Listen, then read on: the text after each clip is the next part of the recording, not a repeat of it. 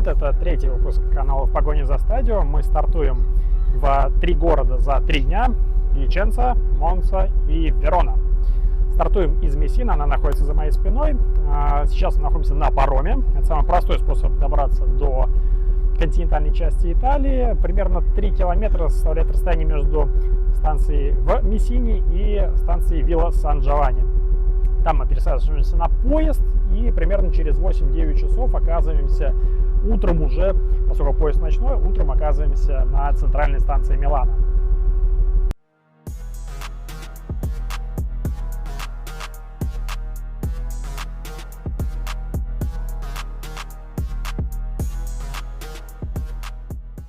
В Италии вас не поймут, если после обеда вы пьете кофе с молоком. Если вы хотите заказать кофе с молоком, то не говорите латте, как в России. Латте — это по-итальянски и есть молоко. Нам нужно сказать кафе латте, то есть кофе с молоком, или капучино, просто капучино без кафе, без ничего. Вот. Я всегда практически пью кофе черный, и меня очень выручает летом особенно кафе Фреддо. Кофе холодный. Они прям берут бутылку с холодным кофе уже приготовленным из холодильника и наливают в стаканчик.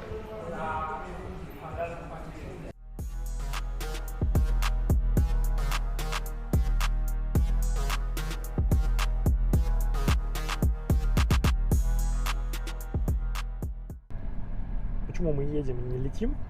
Первое, это дешевле, зачастую дешевле, потому что в Милан обычно билеты стоят, особенно в сезон, да, сейчас все-таки сезон, пока тепло, это в Италии всегда сезон. Конечно, не июль, август, но тем не менее. Второе, это на самом деле удобнее. В данном случае, когда ты живешь в Мессине, ты переплываешь за 20 минут Мессинский пролив, доходишь за 10-15 минут до станции, и все, ты в поезде. На Сицилии есть 2 аэропорта, в Катании и в Палермо. До них еще надо доехать. В Палермо надо ехать вообще 3 часа с лишним, даже, по-моему, 4 получается. Соответственно, там тоже тратить деньги. Паром стоит всего 2,5 евро, и, собственно говоря, ты садишься в поезд и спокойно едешь. Например, до Рима можно вообще доехать за 4 часа.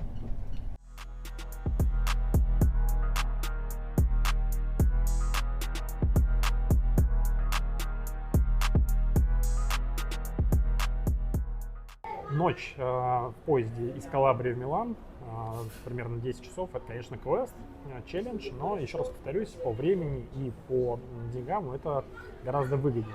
Сейчас я нахожусь на центральном вокзале Милана, и здесь есть прекрасный центральный рынок, где есть все кухни мира. Единственное, чтобы их застать, нужно приходить примерно после 12.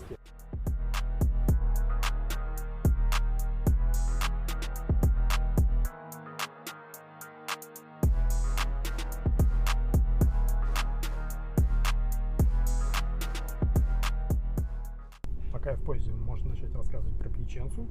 Пьяченца — это самый западный город региона Эмилия-Романья, который граничит с регионом Ломбардия, поэтому туда можно добраться из Милана на поезде буквально за 50 минут.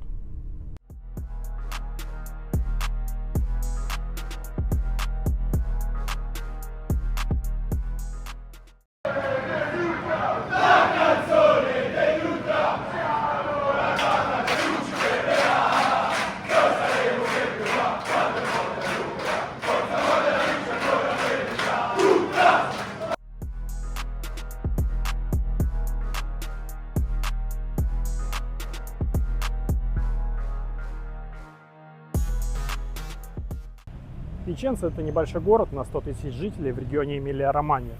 Уверен, вы о нем могли слышать в мае этого года, когда здесь было крупнейшее за последние 100 лет в Италии наводнение.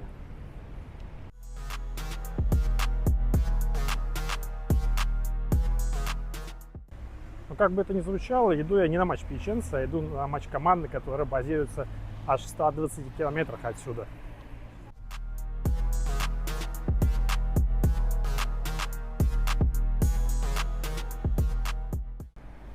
Клуб Феральпи Сало из города Сало на побережье знаменитого озера Гарда играет здесь, в Пьяченце, из-за довольно банальной причины, из-за несоответствия их домашнего стадиона регламенту серии Б.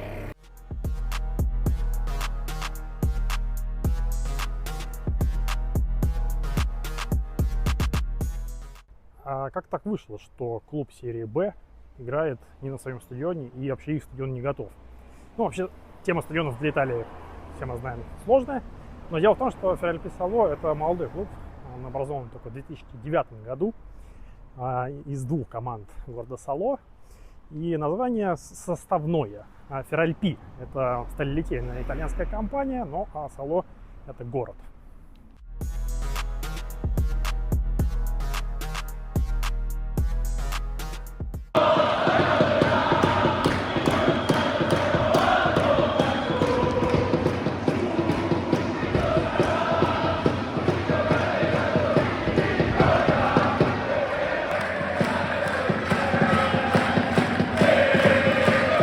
Стадион Леонардо Гарилли является домашним для футбольного клуба Пьяченца. Он был открыт в 1969 году и сейчас вмещает 21 тысячу зрителей.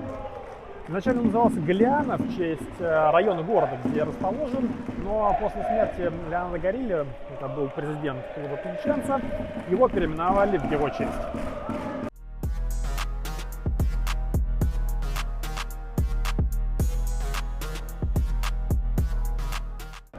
А что с самим клубом Пьяченца?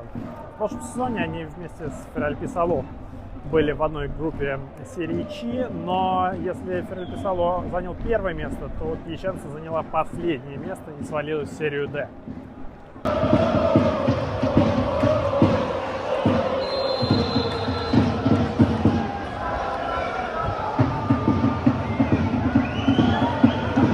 Раньше Феральпи Сало играл в Бреши, свои домашние матчи, до которых от города Сало всего 32 километра. Но из-за дороговизны аренды пришлось отказаться от Бреши и переместиться в Пьяченцу сюда.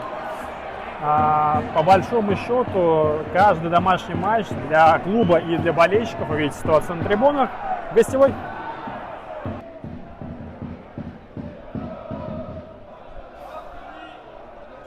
Матч между Феральпи Сало и Моденой закончился со счетом 1-1. На самом деле для Феральпи Сало это историческое достижение, если так можно выразиться, потому что это первый забитый мяч в серии Б и первое добытое очко в серии Б, потому что до этого у них было 4 поражения подряд с разницей 0-10.